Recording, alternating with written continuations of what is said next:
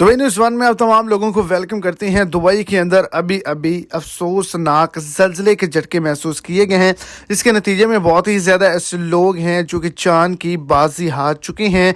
बहुत ही ज़्यादा ऐसे लोग हैं जो शदीद ज़ख्मी हुए हैं। उन्होंने जानी और माली नुकसानात का सामना किया है। माहिरीन की जानिब से कितना बड़ा अलर्ट जारी किया गया है और आइंदा कितने दिनों के लिए दुबई के अंदर मुकम्मल तौर पर एमरजेंसी को नाफिज किया गया है। तो वीडियो की डिटेल जानने के लिए वीडियो को एंड तक लाजमी तौर पर देखें और अगर इस चैनल पर आप फर्स्ट टाइम है तो लाजमी से चैनल को सब्सक्राइब करें, इस वीडियो को लाइक करें और अपने दोस्तों तक इसको ज्यादा से ज्यादा शेयर करें।